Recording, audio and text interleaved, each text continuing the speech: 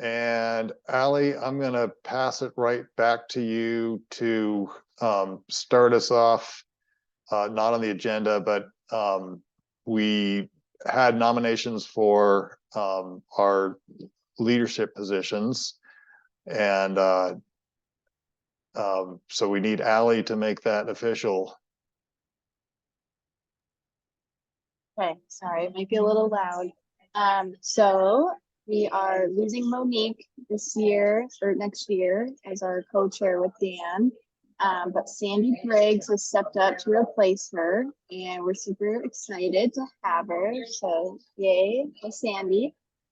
But like I said, we'll have the same leadership. So Dan will be our co-chair with Sandy. Naomi will be our recorder.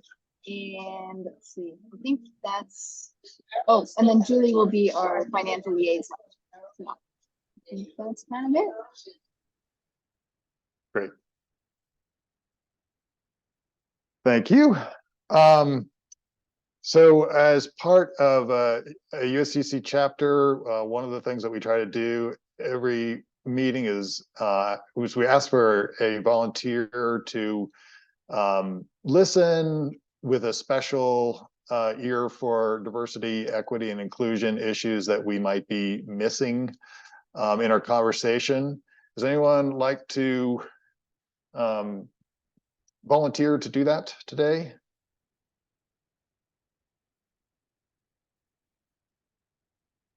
It just means that you're, listening not just for yourself, but for whatever other perspectives we may be missing.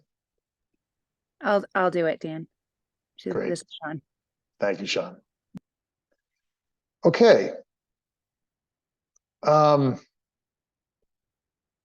Julie, do you have a quarterly financials to present? Yeah. Let me see if I can share my screen here. Okay, can folks see that? And Yep. sorry, it's pretty small. So just so folks know, we have a Google Drive folder where we keep all of our updated financial documents. So if you're ever pretty bored and really just interested in learning a little bit more about the finances of the Compost Council, we'll make sure that that link is available. But the long and short of it is these are reports as of the end of September, and they're fairly accurate. Not a whole lot has happened in this last quarter yet. But we have a little over $21,000 in our restricted fund, which is essentially our bank account for the Compost Council. And so we've got a nice cushion there. And that's, after all of the income and expenses that we've paid out so far throughout the year. And then I will open our profit and loss statement. This has changed just a little bit in the last 2 months, but as of the end of September, you can see we were at a slight negative as far as net revenue. We've actually moved into a positive space and made, I think, a couple $1,000s in net revenue this year based on some sponsorship income that was reallocated. But we ran pretty tight on our budget overall. We were a little behind in our membership income, behind what we projected. So I'll put this plug in to make sure as we're approaching 2024, all of you, if you can take a look and make sure you're up to date on your COCC membership, and keep an eye out for emails from Allie or other folks from COCC to remind you to renew that membership, because it's really critical to funding the work that we're doing as part of the Compost Council. Oops, sorry. And then in our expenses, you can see kind of what we've been spending money on. Our biggest expense this year was lobbying. So we put funding towards a lobbyist to advocate for compost related legislature this spring. And that was, I think money well spent as far as our success this year. And then some other kind of minor expenses related to marketing and other things. You'll also see in this report that we have payroll expenses allocated for time that Liz and Allie from Recycle Colorado spend on composting activities. This is just for tracking purposes, so this actually doesn't come out of our bottom line here, but it's important to note that they are making a pretty significant contribution as far as supporting the back end administration of COCC, and also the lobbying and advocacy activities that we're taking on.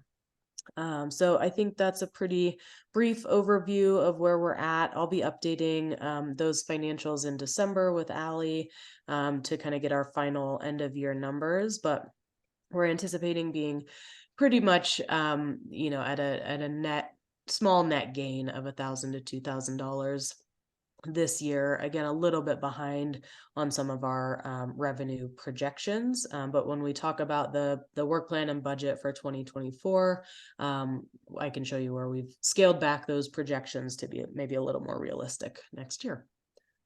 Any questions I can answer?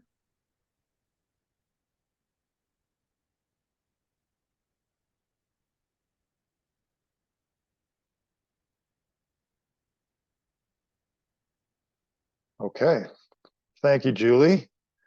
So the next agenda item is to go over our budget and work plan that we submitted to Recycle Colorado. I will share my screen now. Hopefully you saw the PDF that I sent this morning. That's what we're looking at right now. So you see that? Okay. Yes. Okay, good. To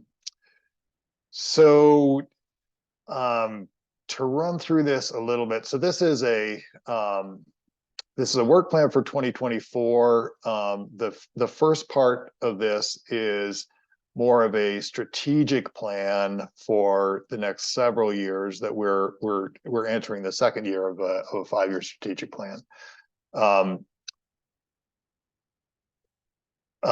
So this is specifically policy work.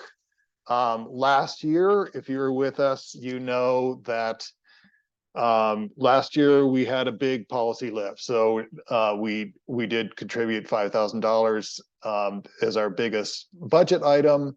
But I would say, much more substantial was the time and effort that a lot of us put into 2 bills. So that was SB 23-191, which is the landfill diversion bill. That was the bill that Recycle Colorado officially carried it as their one bill that they're capable of budgeting in a year. And then the other bill was 253. That it was the Truth in Compostables labeling bill. Both of those passed. The second one was not an official Recycle Colorado bill, therefore not an official bill that we could work on in our official capacity as Colorado Composting Council. However, a lot of us put a lot of work into that as individuals. So this year, we do not expect to have a bill that we are shouldering. Bills are still being formulated and we're watching.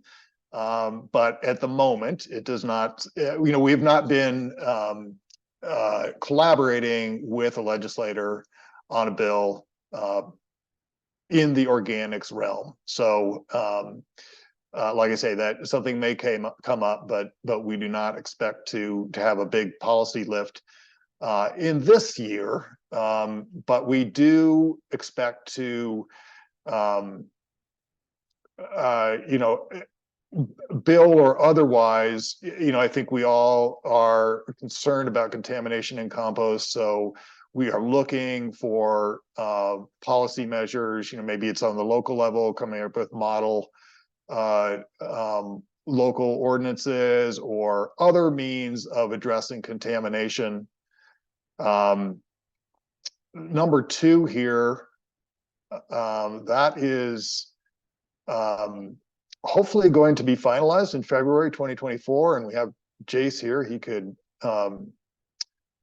if he wanted to say anything else about that, but this is super exciting work that we have already, we can already almost check off with that, or you can completely check off once the Solid Waste Commission approves it in February, and we don't expect to have any problems with that.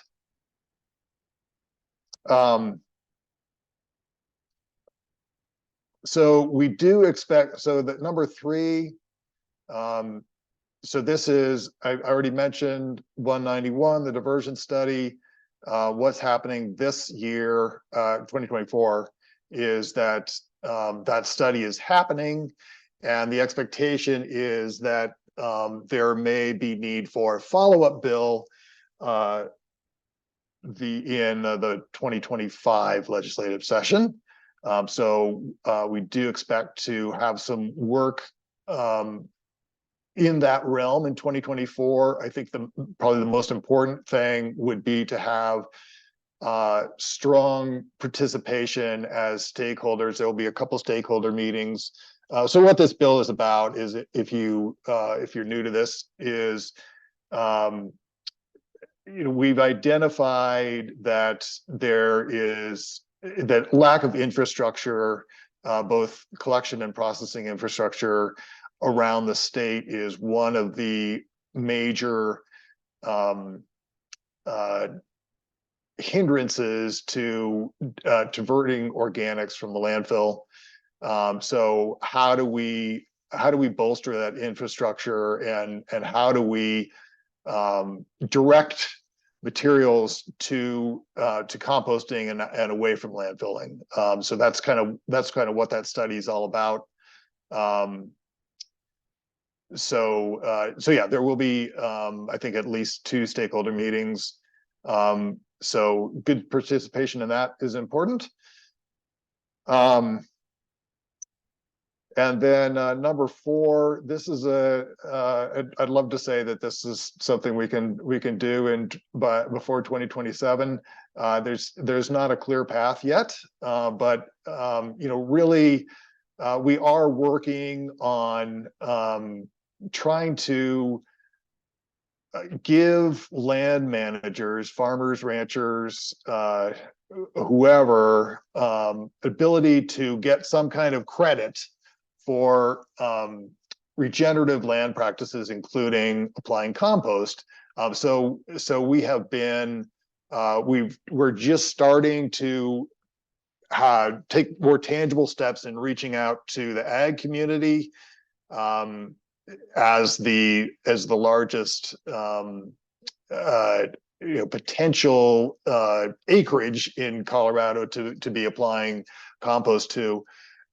So Sean and Clint and Sander from A1 are planning on doing an important outreach step in that regard next week by attending the annual meeting of the Colorado Association for Conservation Districts. So that's the conservation districts are the face-to-face farmer contact for the USDA. So those are the folks that are helping farmers decide what's, how to take care of their land, how to grow their crops, and more importantly, how to manage their land in a regenerative fashion. So thank you to Sean and Clinton for in advance for attending that. And so we'll be doing more of that this year, is looking at how do we I think the conservation district staffing is going to be really important for developing relationships with I'll go ahead and drop down into the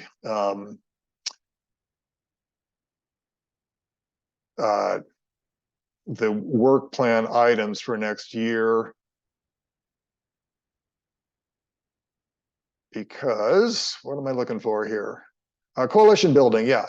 So in addition to working with conservation districts, there another thing that the U.S. Composting Council is kind of encouraging all the chapters to do is to reach out to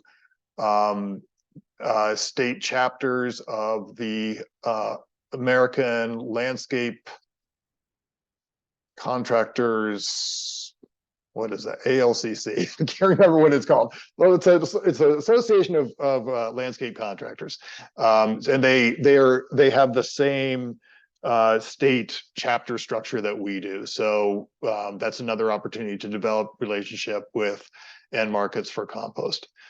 So let's see. I think I've covered strategic plan. By the way, speak up if you have a question or a comment. So let's see, we have another 5,000 in the budget for policy support. It's just, let's see, Julie, we don't have a plan for that at this point. It's available should we need it. Is that correct? Yep. Yeah, I think we left it in there as to use as needed, not anticipating maybe as many dollars spent on a direct lobbyist this year if we don't have a bill running, but potentially, you know, considering some other ways to support members in doing advocacy on the items listed. Okay, thank you.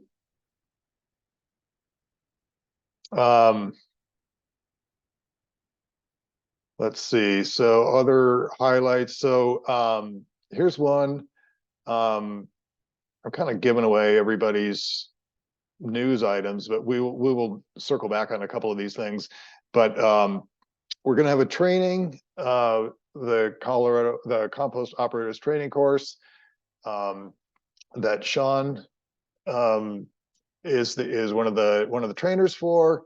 That is, as you may know, if you attended the last meeting, that is coming to the Western Slope in May, Grand Junction area in May, and I'll circle back to Sean about that when we get down to that in the agenda. So that is super exciting. That both that brings in some substantial funds for us. And it's also just a critical step in building infrastructure. In order to build infrastructure, we need to have trained operators. So that is I think this is going to be the third training that we've done in recent years.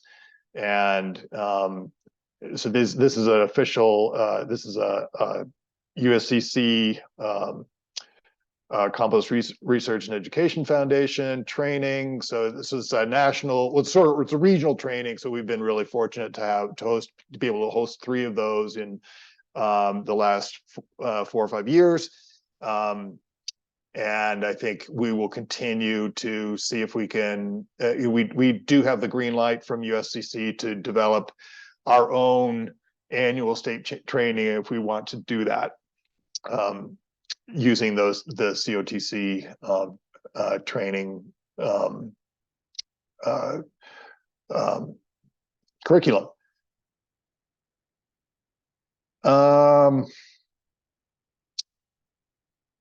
Okay, I think I have kind of let's see, marketing.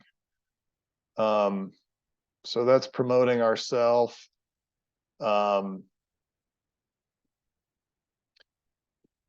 As Julie mentioned, membership is a very key part of our budget.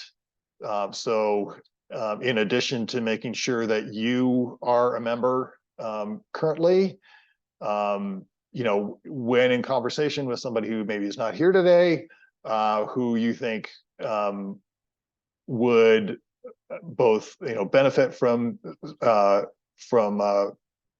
participation and contribute, you know, give them a plug. Sean. Yeah, I just wanted to add a little comment on the marketing piece. I know that we've been working on doing a newsletter. And so for this group, I just wanted to share if anybody has any ideas of what they would like to see in that newsletter. I think that would be helpful for the leadership team to know what do people want to hear about, see about, and then sharing what's going on in your communities so that we can get that out there to the greater compost community, and making sure that you all sign up for that newsletter as well. And you can do that on the website. Yeah, and I'll add, I sent out a reminder email to the newsletter list this morning. So if you did not get that, that means you are not on the newsletter list. So contact either me or Allie, or you can even just put your email in the chat and I'll add you to that list. And one other thing we'd love to maybe start doing is member highlights. So folks on this call, if you have something cool that's happened at your organization, you've got new equipment, you're using a new system, you've got, just big numbers to report, send me a little blurb and we'll put that into the next newsletter with a cool picture, because we want to be celebrating everything you all are accomplishing. So thanks. Yeah, and thank you, Julie, for committing your staff to putting that together. And I'll echo that. Yeah, it's really important to have a good newsletter for informing and attracting membership. So yeah, there's lots of good stories out there. So yeah, don't be shy. Okay. I guess anything else? I don't know that we need to go through the balance sheet. Does anyone else have questions or comments or ideas about next year's work plan?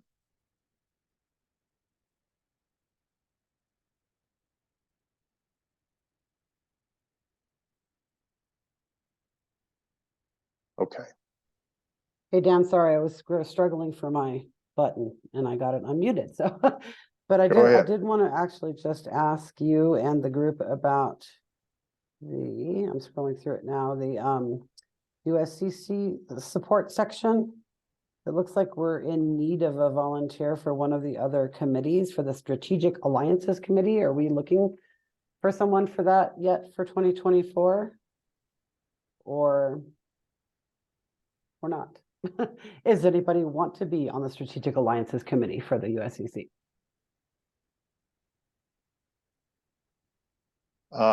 Maybe, let's see. Do we know what that committee does? Let's start there. Let's start there. Let's, if you have a nice, there's a link in your document, which is great, that pulls up the list of all the committees at the USCC. And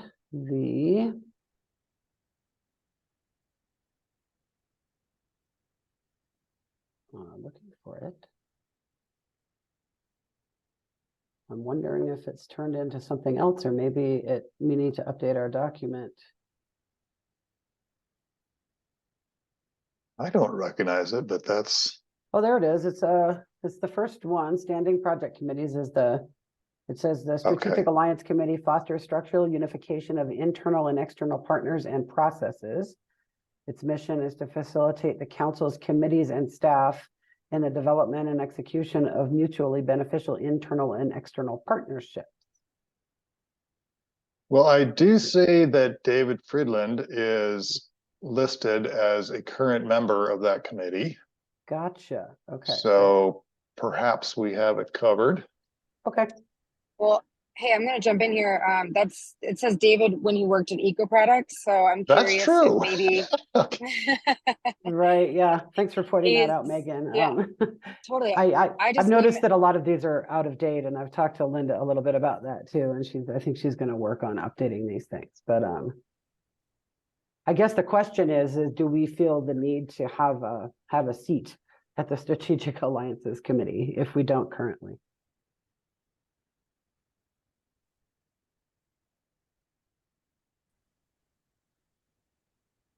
Well, I guess since none of those of us who are here has much familiarity with this committee, Right. Sandy, would you check with David and check his status and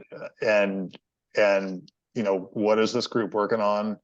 It Sure. actually does have the work plan here as well. That's cool. What a great website. It's a lot of it is out of date, however, like I mentioned. Okay. I see. Okay, so yeah, check with David, and if you Okay. get back to us, then we can take it from there. Okay, will do. Thank you.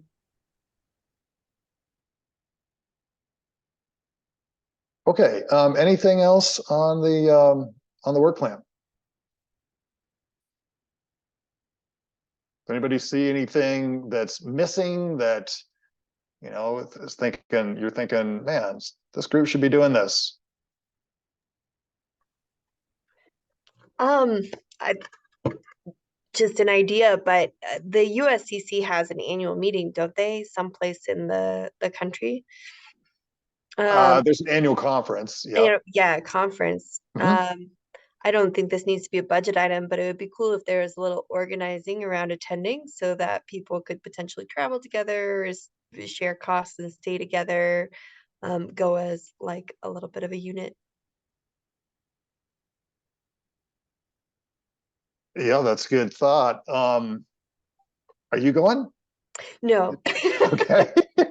Okay, so But every year I'm like next year, and then yeah, well, November, and I'm like, oh, we can't. it's far away this year, or in Florida, it's February 6th through 9th. I can't talk and pull up a link at the same time, but if somebody wants to throw that in there into the chat, it's February 6th through 9th. It's Daytona Beach, Florida, so it's a long flight.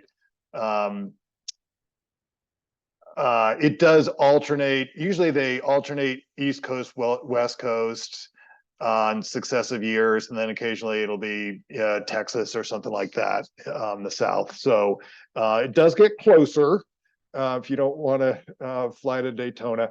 I am planning on attending, and I know Sandy and Clinton are going. To my knowledge, that's I don't know of anybody else who's planning on going from Colorado this year. Was anybody else going? I'm I'll be going. there, Tim. I'm going. Oh, cool. Yeah, I'm going to. Great. Okay, It's didn't too catch bad you that all, but the Institute of Local Self-Reliance is not co-hosting like the same weekend like they did last year, because that was really nice. The community composter conference, was, I felt like, more pertinent, relevant information than the equipment demo stuff. But do you know, Dan, if they're doing anything next year? I do, yeah. So it's sort of a parallel organization,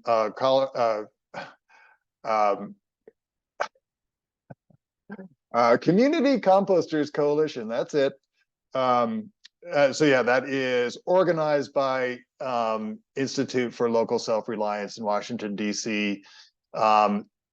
They have their focus is small haulers, community-based or small composters, and it's really been flourishing for the last 5+ years. And several folks on this call are members of that group, including myself.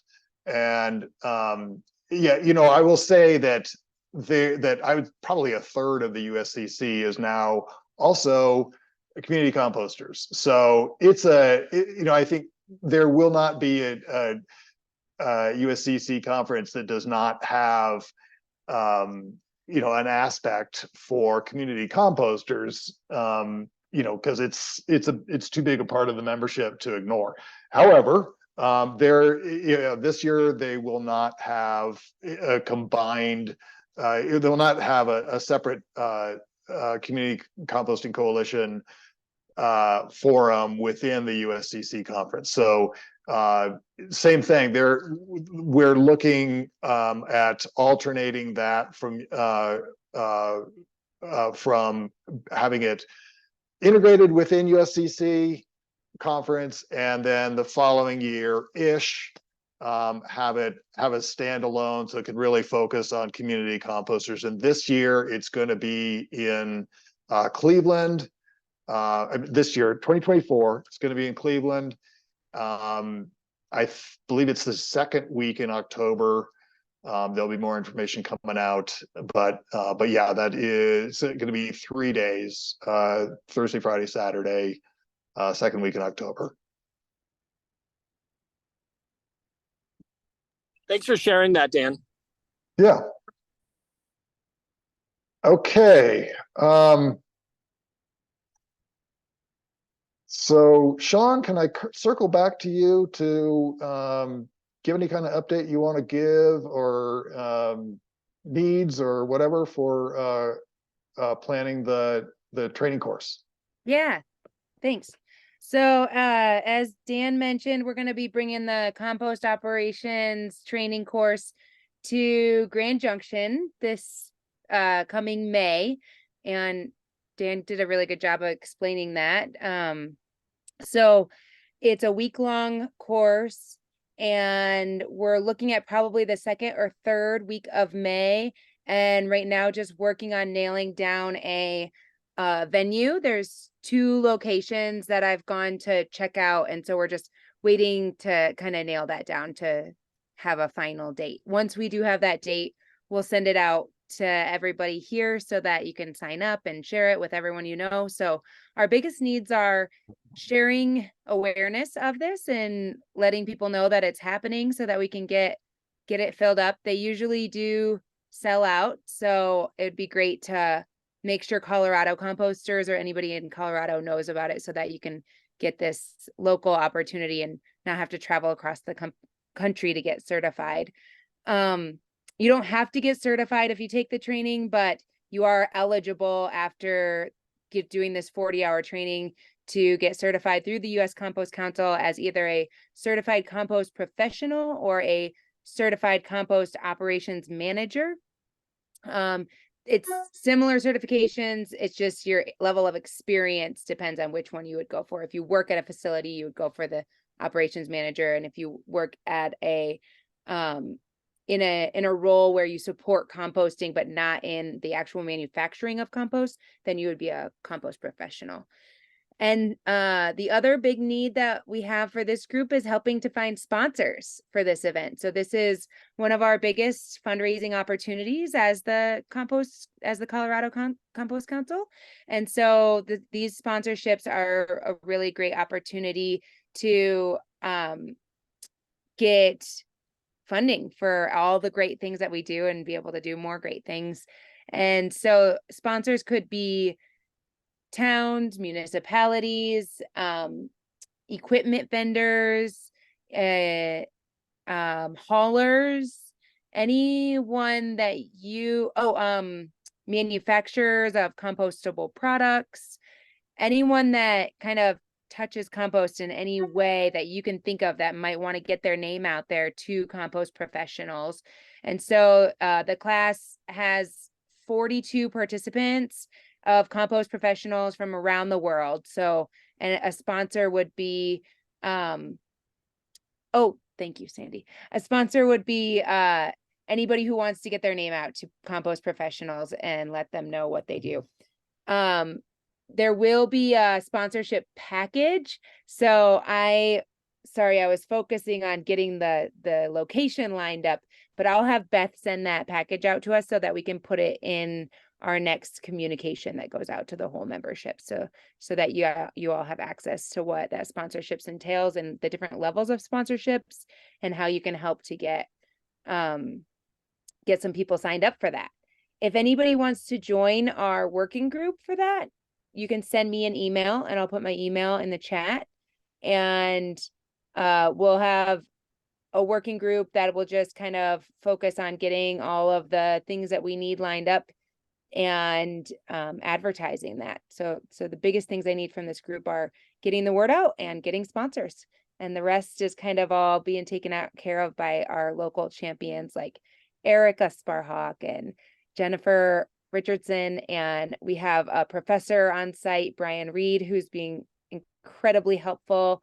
And so we have some really good champions, and I know Angela is here from Grand Junction, and I'm going to be asking her about hotels and where we should stay and where we should eat and all of those great things that we can give to attendees.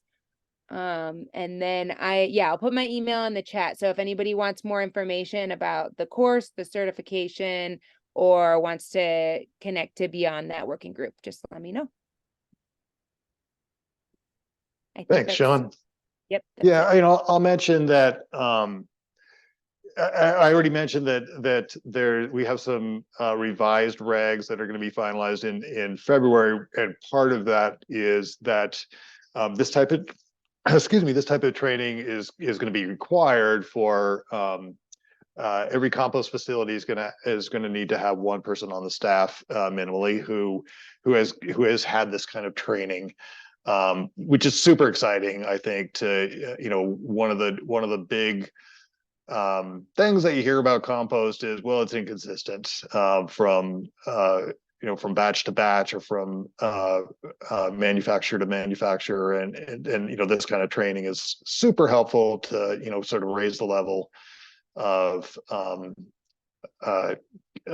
compost quality that we're generating. So thank you so much, Sean, and everybody who's doing that important work. Okay. The next agenda item is just a quick update. So if you've attended the last probably couple quarterly meetings, we've made some mention of working with Recycle Colorado to figure out can our group, Compost Colorado, Colorado Composting Council, have an autonomous policy voice? Can we advocate for a bill ourselves? And sort of, we are still working with the RC board on how that would happen. Sort of the basic idea is that if we that of course we can speak with the policy voice as long as we have Recycle Colorado board's approval to do so. So for instance, last year with Senate Bill 191, we could speak as the Colorado Composting Council because that was a Recycle Colorado bill. For other bills, such as the other one, the Truth in Labeling bill, that was not an official RC board bill, and they ended up taking a no position, we could not speak for ourselves. So ever since then, we have been trying to figure out, is there a way to do this where we identify ourselves not as Colorado Composting Council, but as the official state chapter of USCC? I think that idea is still alive, but we're just trying to make sure that I think the main thing is making sure that RC's status as a 501c3 nonprofit is not jeopardized. There's a limit to how much lobbying you can do. I don't think we're going to hit that with a 501c3, but we may. It's conceivable that we would sort of back the RC board into an uncomfortable public position through our advocacy. So we're just trying to figure that out in a way that protects RC, protects the 501c3. So still to be determined. So that's all I have for an update there, unless Liz or anyone else wants to say anything else there.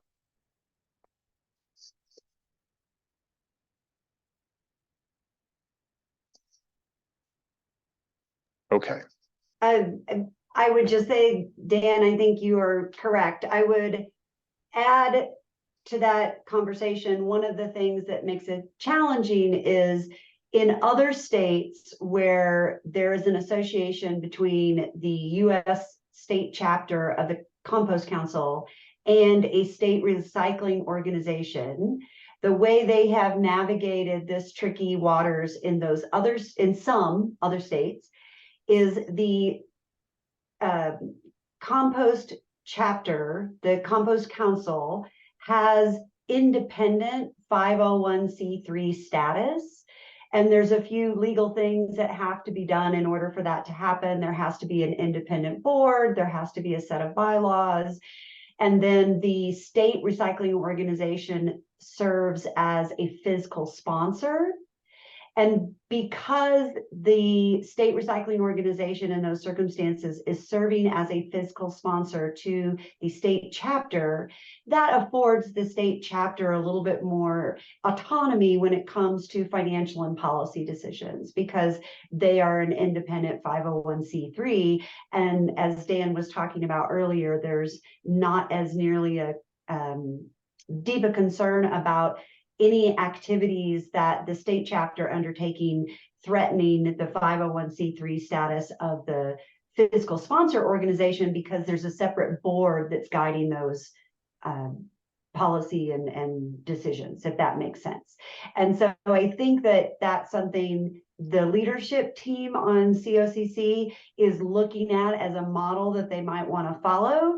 And as I understand it, the Compost Council just feels that they need a few more years to build up membership so that they can have their own board, so that they're in a better, stronger position to create an independent 501c. And then Recycle Colorado could certainly serve as a fiscal sponsor in that circumstance. And then this conversation becomes moot because there's a separate board of directors guiding those policy decisions. So I just thought I'd throw that out there for context.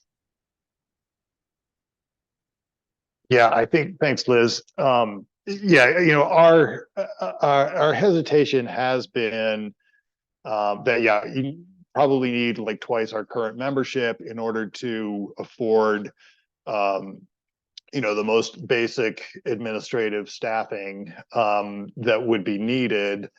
You know, the way you put that, Liz, it makes me think, well, could that administrative staffing still happen through the RC board or through RC staff via the fiscal sponsorship? So I don't know, maybe, I don't think we've really explored that. So maybe that's something that we could talk about more. Absolutely. And I've got some information from the Florida recycling organization that has this structure. And she has shared with me some information about how they made it work. That's awesome. We met with them when they were forming, and so now that's great to, if they could come full circle and inform us how to do this. That sounds just about right. Okay, that's great. Anyone else on this topic? I'll add, I just want to add a huge thank you to Liz and Allie and all the work that they've done in Recycle Colorado this year. It's been just really great to have their support, and it's really great to have the collaboration of the two organizations. So no matter what we decide to do in the future, I think that we just have a really incredible relationship with Recycle Colorado, and I'm really grateful for that. Oh, as is evident by the attendance at this meeting today, composting is hugely important to our entire membership. And no matter what the structure of the individual organizations are, I foresee a long and enduring partnership because we share the same goals. Indeed. All right. If we're ready to move on to updates, these are just I threw in these are updates that we hit pretty much every meeting. There may or may not be one, but I'll just run through. So is there Julie, do you have any updates from RC board that we should hear about? Sorry, I probably should have thought about this ahead of time, but I think the conversations around the policy piece are kind of the biggest as far as what impacts the Composting Council on the Recycle Colorado side. Okay. And I guess a question, so the policy committee is, I guess it's sort of up in the air what bill RC is going to support. Is that true? Yeah, the policy committee has not taken an official position yet. Originally, when the policy committee took a vote, what landed in the top spot was supporting the current producer responsibility legislation, and the committee was very clear that they wanted to be sure whatever Recycle Colorado engaged in, it didn't threaten to remove support from that, because we still have to get past the JBC approval moving forward. Second to that was revamping and extending the RREO program, the Resource Recovery and Economic Opportunity Funding Program. And as most of you, I hope, know already, CDPHE has decided they are running a bill to revamp that program and extend that program. Given that being a priority of CDPHE, that has now moved to the top of the Recycle Colorado list, a possible amendment to the tire rebate policy, and working with a legislator on that. But that is not officially adopted. But what seems to be rising to the top at this point is probably working with a legislator to extend the tire rebate program, because that is set to sunset. And we don't want tires to, we think that program is doing a lot of good things, and it certainly is benefiting a lot of our rural members. So we want to be involved in that. But the policy committee has not actually chosen a piece of legislation as of right now. Thank you. Sandy, do you have any updates from legislative environmental, what is it? Action Committee? Legislative Environmental Action Committee. Sure, yeah, I could share a few things about what LEAC's up to right now.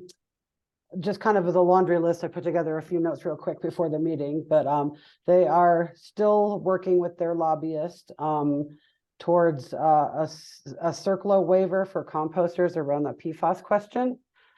So that's still being worked on, and hoping to be able to, of course, waive composters from having to get Superfund status on their sites because of PFAS that are not their fault.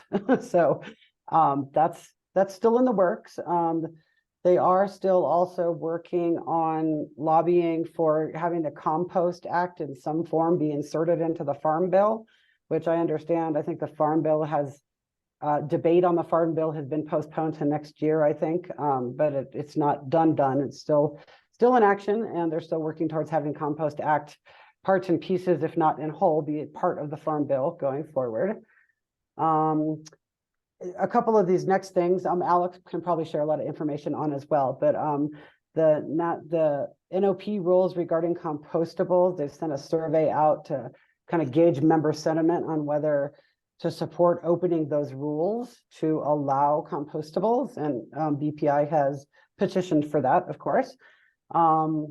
There's also been some motion with compostable labeling at the federal level, in that there's a legislative document that's been drafted, and the USCC is starting to target state legislators that have drafted some guidelines around it as well. So we'll probably be hearing from them, but they're, of course, trying to rally support for a federal level compostables labeling bill. And then, every time we meet, we kind of go over a little bit of a federal bill tracker that Linda maintains. So there's a lot of motion, a lot of stuff going on. I won't even pretend like I can tell you what they all are right now.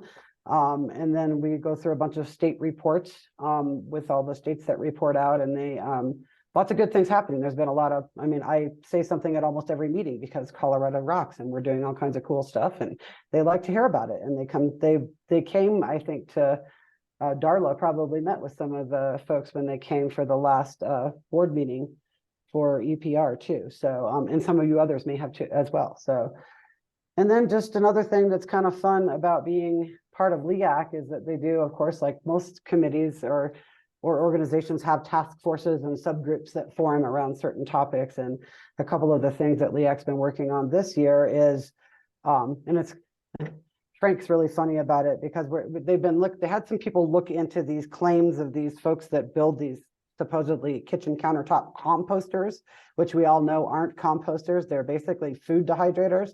And Frank was pretty proud to say that the USCC got to draft some cease and desist letters to some of those folks about using the term compost for their products. So that was kind of one of the task forces that was formed to do some research on those and contact some of the manufacturers and get some letters out.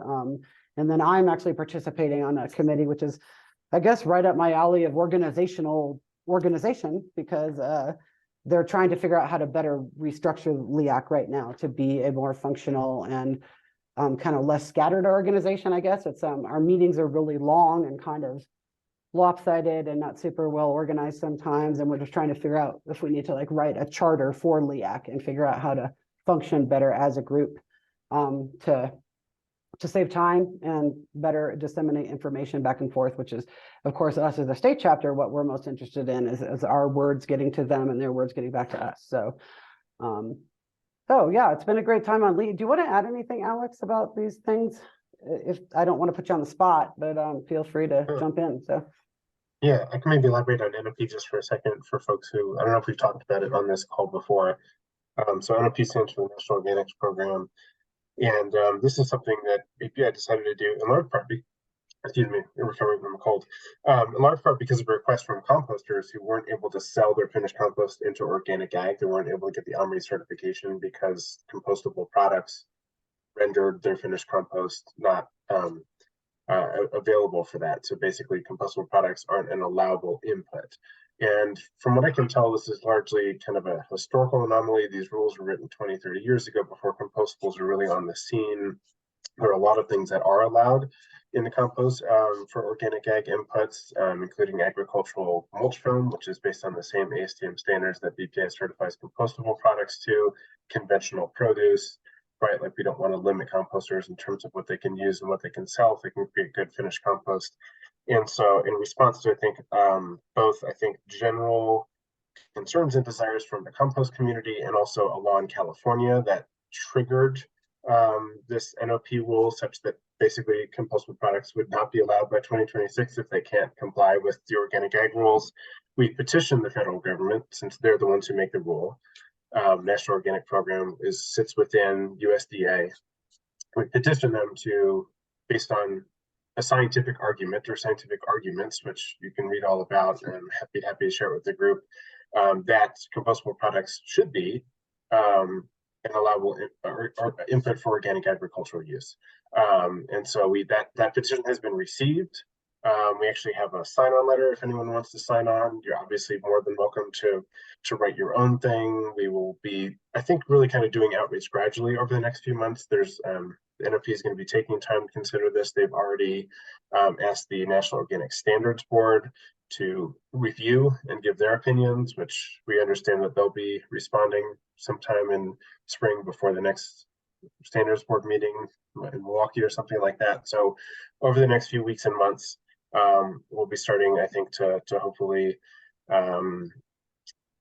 help those who want to voice their support, everyone from electeds to composters to our members, other organizations, asking for this change. Obviously, Sandy mentioned USCC is taking tabs on its members to see if they want to get involved. So, I think we're optimistic. It's been received. We feel pretty good about the arguments being made, and potentially, I think could be really good for the compost community. Largely, just one less barrier, and I think it makes a lot of sense.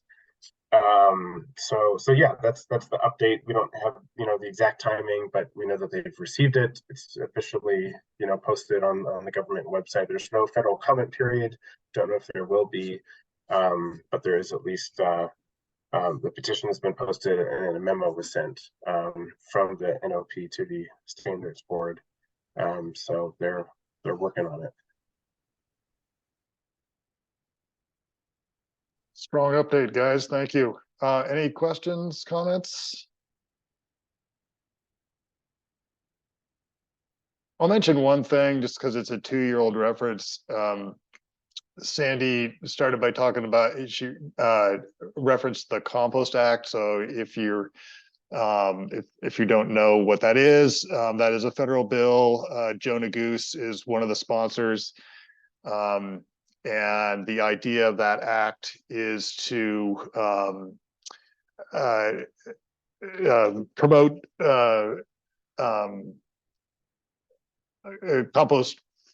promote the development of compost infrastructure throughout the U.S.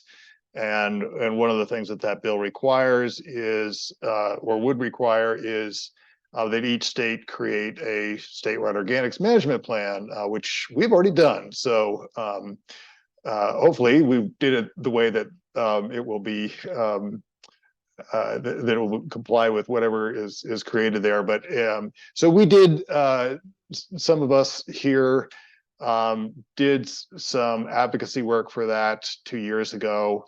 As Sandy mentioned, the hope now is that it gets folded into the Farm Bill.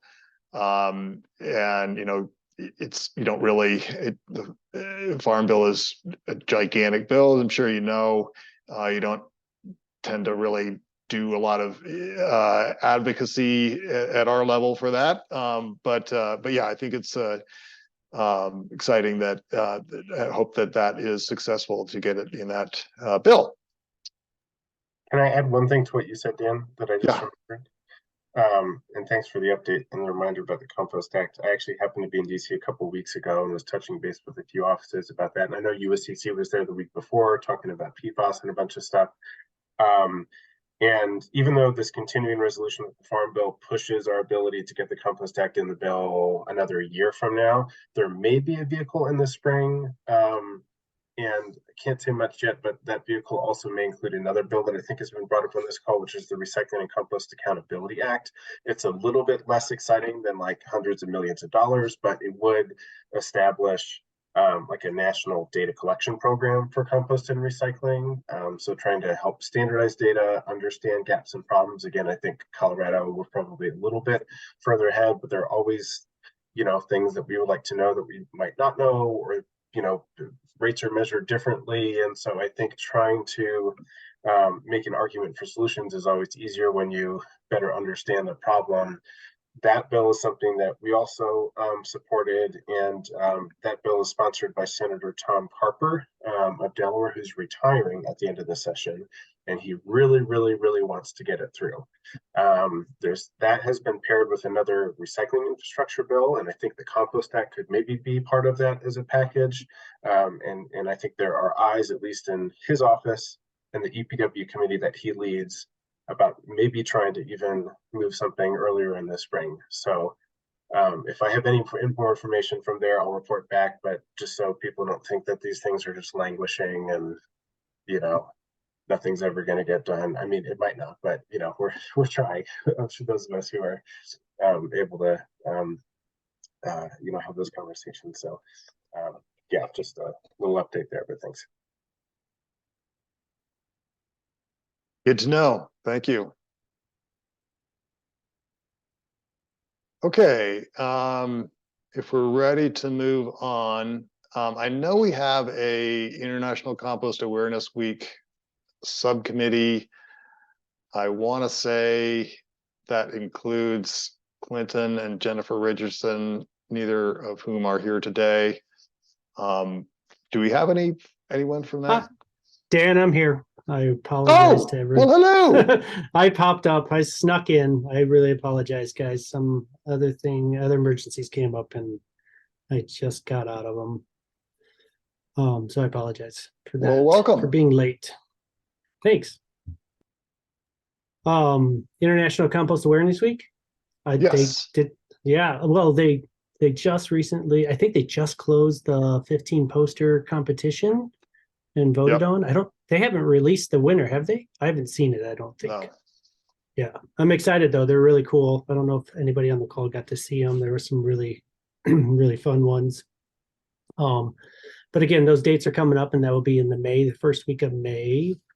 But I'd be happy to share that, but happy to get a couple people on this call to join in on strategizing fun events, or if you're going to create your own events, let's get those out, at least get them to Liz. so that they can be shared out, and we can share them too on our email blast and on social media. But it's a wonderful opportunity, a wonderful week that's all about compost application and understanding compost use. And I think it's like Colorado could really take more advantage of it. Last year we did the proclamation, and I can't remember who led that. I want to give them credit because that was an amazing accomplishment. It was Naomi. Yeah. I stepped up for that. Yeah. And I'm happy Yes. to help with that again if we decide to do it again, or anything around Compost Week, since the nonprofit that I'm involved with is mostly advocacy. So whenever we have things that we can do like that, happy to jump in. Yeah. Yeah. So again, thank you for doing that. I got that on my wall still. I think it's awesome. So more examples of that kind of stuff, and just building more opportunity around compost application. We love that. Anything else you want me to say about that, Dan? Or is that good for now? Oh, we will get 50 posters. Anybody, when the posters are picked and produced. COCC, I think it's 25. And then me being the lead will get 50. So we can take those and disperse those posters out to everybody on the call. And whoever wants them, go put them on your senator's door. Go put them in front of everybody. Cool. Great. Yeah. And I'll just echo that Compost Awareness Week is a great week too. If you're thinking about having some kind of compost related event, that's a good week. And it's compounded by just collaborating on the messaging. So thank you, Clinton. And I want to remind everybody that Monday is World Soil Health Day. So don't forget about that either. That's a big one. It's not Monday. I'm sorry. It's Tuesday. Tuesday's World Soil Day. Well, speaking of next week, and Monday and Tuesday is the annual meeting of the conservation districts. Do you guys, Sean or Clinton, want to say anything about that? Did you get some tabling supplies? Yeah, I created some. I'll start, and then Clinton, you can fill in what I missed. So just for this group, Dan did a really good job of explaining what conservation districts are, so I won't reiterate that, but we will be having a table at the Colorado Association of Conservation Districts annual meeting next week. And A1 Organics has split the cost of that table with us because it wasn't in our budget to do the whole cost. So A1 stepped up and helped. So we'll be splitting that sponsorship. And I will also be doing a presentation on behalf of the Compost Council on how to apply compost on agricultural spaces. And so a lot of times what I've noticed just as a member of a conservation district and with my interactions with agricultural community is that people are interested in using compost, but not really sure exactly how that looks or how to do it. So I'll be giving a presentation on some examples of how to apply compost, how to use compost in an agricultural setting. And there's a few ways that agricultural communities, producers can get incentivized for using compost. So there's the STAR program through the Department of Agriculture, and that's the STAR Plus program is only in certain communities that have applied for this additional funding. And in those communities, they've selected producers who are going to do certain practices to increase their soil health. And one of those practices that they can get paid for is applying compost. So I'm hoping that this presentation encourages a lot more people who are in that program to consider using compost as a practice that they want to get paid back for. Another way that the agricultural producers can get paid to use compost is through Zero Food Print, which is another program where they can apply for funding and for soil health practices. And then a third way that agricultural producers can get incentivized for soil health practices is through the NRCS, the Natural Resource Conservation Services, conservation practice standards. However, compost is not currently a general part of those standards. It's in certain areas like green roofs and like stormwater controls, but not just general practices. So there is more progress happening to get us included in there. And that's another thing that your state chapter of your state Colorado Compost Council is working on, is getting us in there, making sure that compost is part of those practices and that farmers and ranchers can get paid to use compost in that way as well. And I can tell you that the USCC has partnered with Zero Footprint to go for a big grant to try to do some compost application recommendations.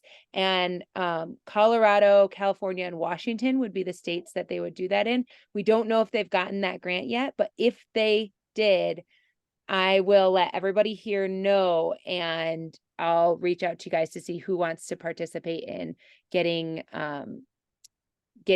some compost used in your area. And that we'll talk more about that later if the money comes through. So so basically there's two ways right now that farmers can get paid to use compost. We're hoping to make it 3 ways soon.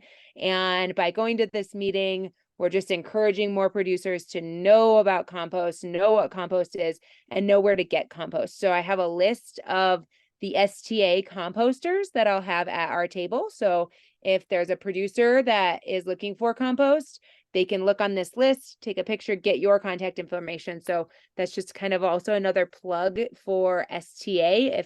If you are a compost producer and you're not STA certified, we highly recommend looking into that, because it's a great way to get your name out there and a great way to make sure that you're meeting the minimum standards to make sure you're creating safe, good compost to put out there.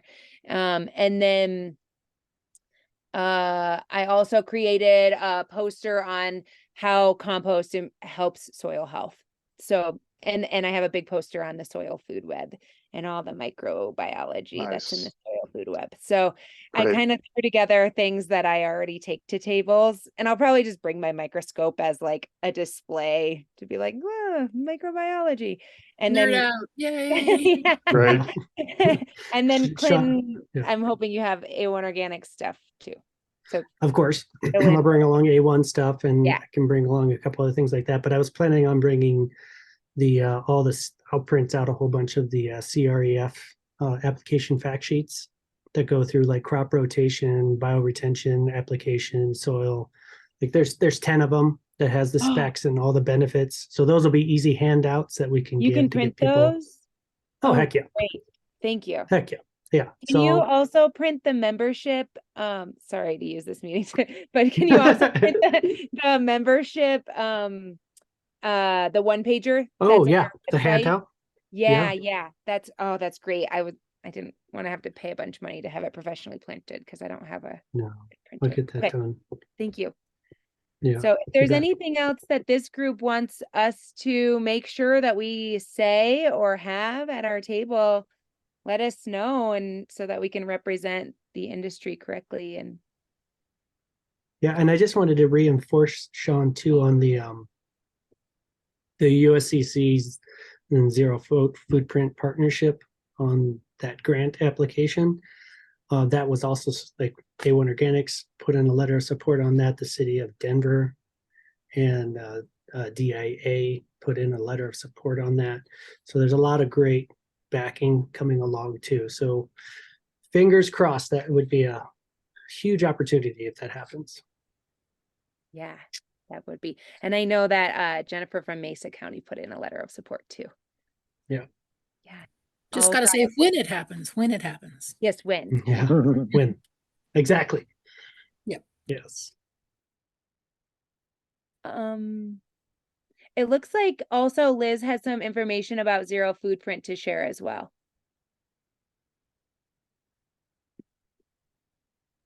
Hi, Sean. Yeah, I met with Antonio from Zero Footprint, and he shared, let me pull this slide. He had a couple of slides he wanted me to share with this group. They are working on becoming members again. And let's see, let me start from the beginning. My computer, stupid Teams and all the, all right, let me try again. Nope, none of that is right. Too many stupid things open on my computer. Oh, great, it's gone. So he was sharing that they've got $2 million from the USDA that is dedicated to Colorado. And what they would like to do is have something with the Colorado Compost Council, maybe have a 30-minute section, a 30-minute session at the next meeting of the COCC, or we could, Recycle Colorado could host a standalone webinar where we could maybe invite some agricultural producers. The two things that we feel like we can help make connections are with compost producers that are not currently part of the program with Zero Food Print. I think that that's because a lot of them don't know about the program. And then with retailers that might be interested in participating in the opt-out program, as well as connecting them to agriculture. So if you guys, I just wanted to bring it up to see, is that something you all want us to pursue? Would you like us? I see Sean's nodding. I see Dan's nodding. So what I'd like to know from the group is, do you think it would be better to tack them on to a regular COCC meeting, like as a guest speaker? Or would you prefer to have a standalone webinar that we could record and maybe encourage agricultural? I know it's really hard to get folks in the agricultural space to watch anything. You know, they're busy being outside, growing food, doing the hard work. So it's hard to get them to sit down and watch something on the screen. So I don't know if that's particularly useful, but you all are closer to that community than I am. I see in the chat a couple, it was Anthony Mint that I spoke with. And standalone is what I'm hearing so far. And if it's standalone, are we looking at February? Would that be a good time to try and have this? I know when I suggested February in the past, I landed on February because that's usually a slow time in agriculture and compost. But what I also heard from you all is in February, because it's a slow time, everybody gets crazy with conferences and special stuff to take advantage of it being a slow time. So it's not really a slow time. So let's see, late January, February, and then people get busy. Yeah, I know winter, it seems like winter is the right time. There's no way we could make it happen faster than the end of January, just given the fact that, you know, that's 2 months away. But if we want to aim for late January, we could try that. Well, I do like late January, and you know, I think yeah, I agree. As a former farmer, it's hard to get farmers to attend any meetings, but or watch stuff. But you know, I think conservation districts, you know, we can get those folks. So I'm hopeful that you know, we can that Sean and Clinton can develop some contacts and that we can, you know, keep working with that group. And you know, they probably have varying levels of understanding of compost use and all the different benefits that it can provide. So, you know, if you can train that group, then that's a great avenue. So, and I think January is probably fine for them. And I was able to pull up the slide that Anthony had shared with me to pass on to this group. You can see that they've got crowdfunding for $500,000 for healthy soils in Colorado, but then they have a grant from the USDA that is giving them $2 million to spend on applying compost to ranch. And one of the things that I've been following the compost conversation for some time now, and the way he explained how compost contributes to carbon sequestration and the calculations that they're using to figure that out for every half-inch of soil, how much carbon is sequestered given your geographic location. I just think that's amazing information that not enough of our agricultural partners have. And then if they did have, they would feel differently. And Boulder, as a municipality, has invested in some zero footprint programming because it helps them meet their carbon goals. And I think that there are other municipalities that would also be interested in participating in a program like this, especially sharing it with their restaurant community, because it helps them sequester carbon, which meets their climate and sustainability goals. So I feel like there's a lot of information here for us to share with many of our partners that they probably don't have. And let's see, here's the other slide. So this is just talking about collective regeneration and how the farm project works. I'll just throw in there, Chris. yeah, with zero footprint and some of the collaborations we're having, they're working with our soil conservation district. They're working on a compost grant that we got. I think they're able to translate some of the environmental benefits into language that actually, well, money appeals to our farmers and ranchers. So it's a connection I have found so far really valuable, and I think I'm really excited to see what comes out of it. And I'm super happy they got this grant because I didn't have the capacity to do that kind of stuff myself, and they have expertise there. So I'd say just, yeah, keep your eye on them, work with them when you can. And Anthony's been great and really appreciate them in our area. And we've decided on late January being a good idea to coordinate a standalone webinar. What time of day do you think would get the most eyeballs? Or do you think it doesn't matter if we're going to record it and have it posted to be available whenever? Well, mid-morning is when people tend to be freshest. So that's kind of my vote in general. And then those who are really ambitious can say, oh yeah, sure, I'll be able to do something later in the day. Yeah, mid-morning to lunchtime, I agree.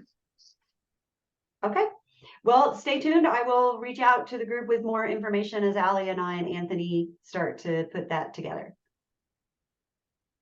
Excellent.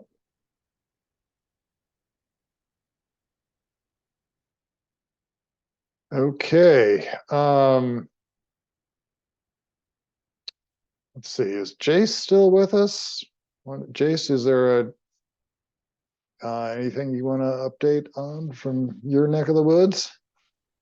I don't think so. I think the scheduling for everything that we're looking at right now is still kind of the same or no updates. The February hearing for the reg update is still going forward as planned. And I don't really anticipate any hurdles or changes until then. You never know what's going to come up, but I think that's kind of what we're anticipating right now. And then the organics management plan 2.0, I guess, as I'm calling it, we're still working on getting the consultant under contract. We have select consultant. We just don't have the contract stuff in place yet, but I'm hoping that'll be done soon. We'll have our kickoff meeting early December, and then it's going to be go, go, go for putting that sucker together. And I think the scope of work we have put together has 5 stakeholder meetings in it. I think right now there's a chance that we may modify that, I think, just because it's a lot, especially given the time considerations that we have and kind of what we truly want those stakeholder meetings to look like. So kind of TBD on that front. That's probably it. Compostable packaging, the initial implementation date is January 1. And then that's for the bad actors. And then July 1 is kind of the updated labeling requirements for things that are compostable. So it should have kind of the requirements with the packaging go into effect at that point in time. And I think we're hoping to get a guidance, some kind of guidance out here. It's not going to happen at the first of the year, but I think in the first quarter, hopefully we'll have guidance on what's unacceptable, what's acceptable, and resources, hopefully for municipalities and others to use there.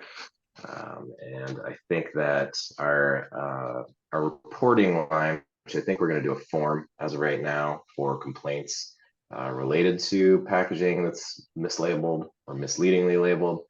It should be a reporting form, be on our website, along with our customer technical assistance line, which we're already getting calls on stuff already. But I think ideally we're going to route people to the form.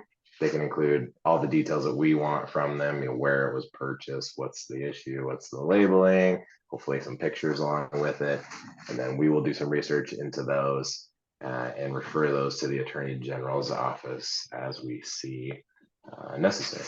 And we need to talk with them on what their process for handling these things is going to be. That hasn't quite happened yet. So that's about it, I think. And Jace, will you notify us when that form is ready? Because I know that there's a few folks who already have lists. Yeah, you bet. Yeah, we'll definitely send out a notification to everybody that it is up and live.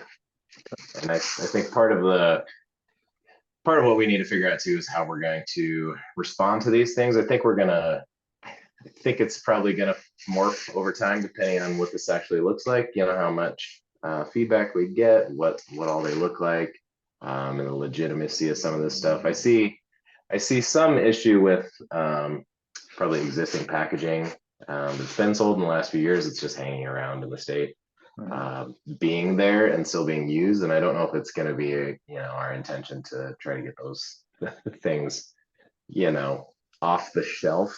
I think the intention really is right that they're just not produced and sold in the state anymore. So be a little bit of a difficult line there. I think some of that's probably going to be conversations with the producers about like, hey, have you modified what your packaging looks like? Okay, so this is the old packaging, and they're just working through inventory on that stuff.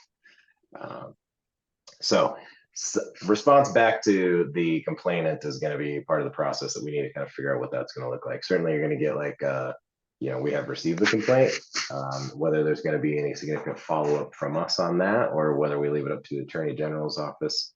I think that's also kind of to be determined at this point in time. Great, thank you, Jace. Any questions or thoughts for Jace?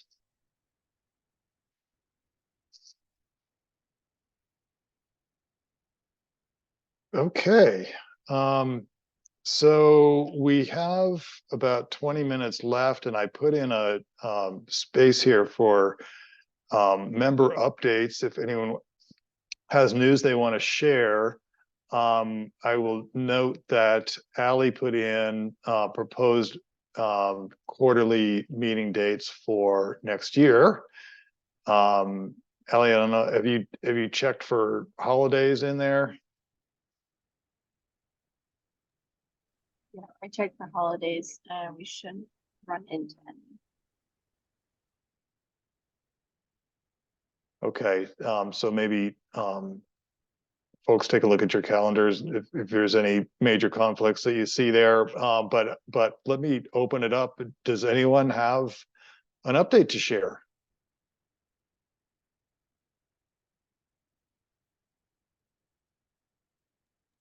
I've got an update.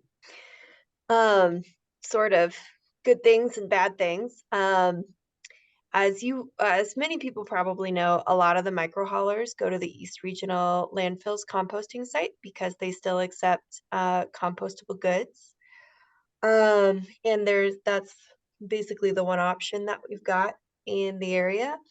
It seems very likely they are going to follow A1's example and not allow BPI certified compostable goods as soon as early next year.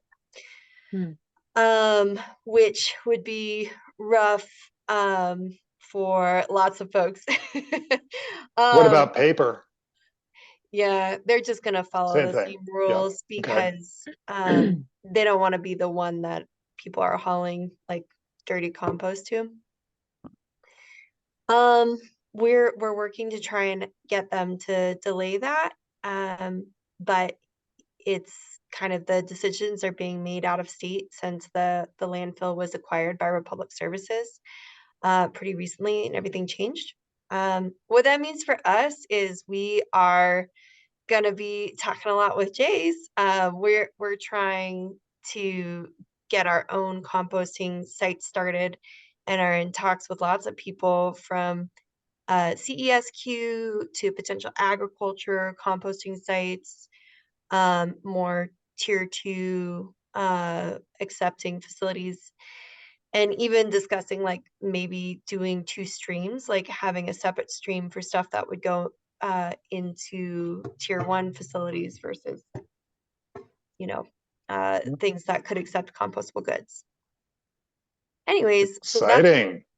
We've been up to that. It's been a lot of fun. And I like what we've started doing at our company. Instead of saying CESQ piles, which is kind of a mouthful, we've been calling them cutie piles. So if anybody else feels like adopting that, you don't have to say royalties to me. You can say cutie piles and I will know what you're talking about. Yeah, and eventually if we do get to starting our own facility, just putting this out there, if there are any other haulers that are looking for a place to tip, we're going to try and make that possible if it is possible between like where we are and what we can accept, because we want a solution for everybody. Jace loves it. Yes, so are you looking in the organics management plan? Are you looking for a site, or is that one of the big TBDs? We're looking for sites and partners at kind of all these different scales, and pursuing what is available and what we can, and trying to figure out who we need to talk to at the county and zoning and all that fun stuff.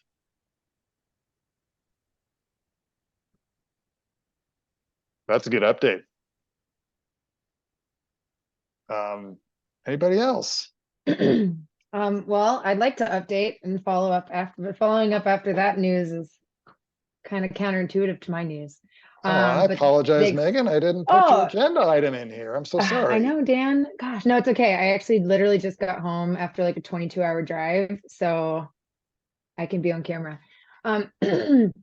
So, obviously contamination, major issue, like probably the #1 issue, maybe next to VSCs for compost facilities. And obviously a lot of us do care about being able to process other products than just food scraps and yard trimmings.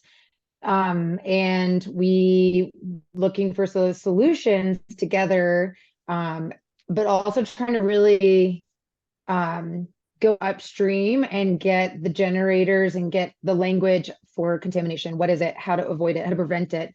So we've been working on this for a long time. And I know a couple meetings ago, I had mentioned we were doing some feedback sessions and looking for more people and more opinions.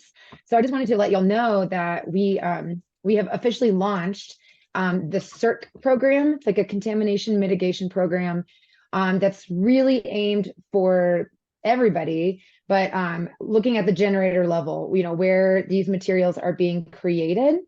And I'm actually just going to share my screen if that's okay. Just a quick little share, because our website's launched. Now, with that said, sorry, we're still open to, I'm going to put this down and this. We're still, sorry, I'm not doing a very good job here. This is still a work in progress. And this program that, yes, EcoProducts has created is very much an open sourced. Please, people use it, even our competitors, other compostable product manufacturers, we really, this is designed to help the compost system and get this stream clean. So hopefully compost manufacturers are able to accept these products, maybe not now, but maybe in the future. And so it's not a certification. We're not interested in licensing it or having the stamp of approval. It's more of a scorecard that's very exhaustive. So if you have like a large venue, let's say Red Rocks, they can use the scorecard, but so can a coffee shop or a restaurant or any place, again, that's focusing on the generator level. And we did work a lot with A1 and Clinton's team to kind of say, would you, what do you think? What is your opinion on, these kinds of things to get the composter perspective? And then we've actually launched numerous feedback sessions across the country with different composter and hauler partners to say like, okay, like what would you need to see, generators doing that would then help you trust that load and trust the mixed load? Because as we know, I mean, the lookalikes and are major problems for composters and for everybody who's trying to process the right stuff and keep out the wrong stuff. So yeah, I'll put this website in link into the chat, but I do encourage people to peruse it. We've got a ton of resources, and this is just the beginning. We're really trying to add to this and be as collaborative as possible across the entire chain. But there's more room for support. So if there's something that you do see or like you'd really like to see, we have a team that's working on this because as compostable product manufacturers, we truly are dedicated to keeping our stuff out of the landfill, but putting them into a functioning compost system that works for compost manufacturers, especially, but then also works for generators and customers and all that good stuff. So yeah, I'll stop sharing. I'll put that in there. But yeah, if anyone, we've already started doing some presentations to different municipalities and composters and whatnot. But if and then we're also working already with some businesses. So if anybody wants to connect and take it and run with it, or they want to work with us directly to help support that, we're really open to just trying to use it and see it go live. So I'll also add my email, so in case you want to reach out. That's super great, Megan. I'm going to put a link to that in our commercial onboarding welcome email. Yeah, and even if it's like hey, you want to start composting, check this out. And like, giving, even just you can pull the scorecard's customizable, so people can pull out what makes sense for their business or what makes some sense for your hauling business, to say like, these are the things we would like you to consider on a regular basis, and like trainings for your staff and just like reminders of the steps involved to, really composting in general, but definitely to mitigate contamination that needs to be revisited often. So yeah, definitely, Carolyn, I'd love to sidebar with you. And I know Anna and I have been talking a lot about working together. Yeah, that's it. Megan, would you say there's value to participating in this for those of us on the Front Range who are limited to food scraps and yard trimmings? I mean, I think there's value to assigning, like, to helping a business really narrow down and only send compostable things that are accepted by that composter. So unfortunately, and it sounds like from Carolyn, we might be even more inhibited right now or moving forward than we were hoping. But I do think that's a conversation to have with the compost manufacturer that those products are going to, and then narrowing down the scorecard to fit their needs and what they are willing to, what they accept. So I do think I think there is definitely because the thing is, it's the contamination's getting in there by way of plenty of other things, a carelessness, rubber gloves, random things that are truly trash and don't even belong in our food stream. So I think there are ways to. A month ago. What'd you say? Just a printer showed up. Yeah. I was like, okay. Yes. So I think there's a lot of ways that this can help everybody, educate everybody on what is allowed, what can go in the compost stream.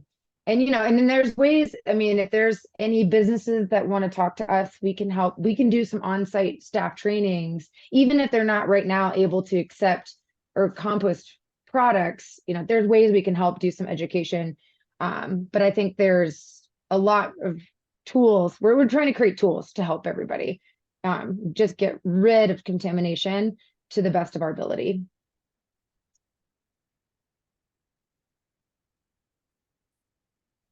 Great. Anyone else have an update, Dan, can I add something? please? Well, I just want to support Megan on the program that they have developed, because we have piloted with 2 generators and actually accepted material coming in that has compostables in it to see if they can keep the stream clean enough to be only compostables that are approved and organics that are being diverted. We've had a little success. I would say, I have to be honest, we've had some success, but not without a lot of effort and a lot of work on the front end. But Eco Products has been part of that with one particular pilot that we did, and like, it can be done. Can it be maintained? We're not sure yet, but I just want you to know that A1 Organics is working on some small pilots to see if we can get to a spot where it actually is successful, because that's what we need to get to. But I also want to just mention that the reduction to just the materials we currently accepted, has that made a major improvement in contamination in the stream? It has. And not every single partner out there, but a majority of them have actually made a significant improvement. Do we still get monitors, ski boots, trash bags, bowling balls? Did we just get a $30,000 bill for a huge chunk of metal that came in last week? Yes. So we're not there. And it's hard, it's frustrating, it's challenging. But we really got to keep the stream clean. We have to do that. But I'll stop there. Yeah.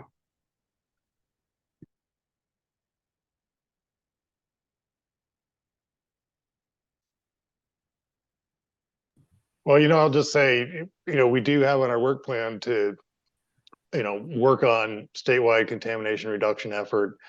So this is I agree, this is a strong start to that. So thank you to Eco Products. Any other updates? I think Julie's hand is up. Oh, thank you. Yeah, I've got one real quick. I may have mentioned to folks that I recently was able to purchase a new skid steer, and I did so through the Colorado Clean Diesel program. And if folks aren't aware of it, it's a super cool program where you can effectively get 40 to 45% off of a new electric piece of machinery by trading in and decommissioning an old piece of machinery. So I had like a 1975 crappy skid steer, and I was able to purchase this brand new all electric, bigger, more powerful machine. It runs for like 6 to 8 hours. It's been awesome for turning piles, sifting, moving material, picking up equipment, that sort of thing. And it ended up being about $10,000 or $15,000 cheaper than a brand new diesel equipment with the grant through the Colorado Clean Diesel program. So just would encourage folks to consider that if you're looking to upgrade equipment and need additional funding to do so. It's actually a really pretty simple application process. The decommissioning is not super complicated. I just went through all of it and sent my skid steer to the scrapper yesterday. So just want to share. Super cool.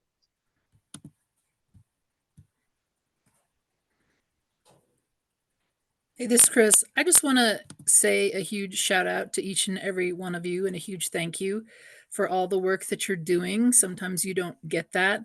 But the gratitude from people like me and elected officials, but also from, I think, the people in our state who don't say it, I'm going to say it for them. Just a huge thank you for all the work that's being done. It's awesome. Well, that's a beautiful way to close. Thank you, Chris. I guess just wanted to check, does anybody have did anyone come up with an issue on Allie's proposed quarterly meeting dates? Do we have any situations there? I know Naomi is having a little trouble today, given that it is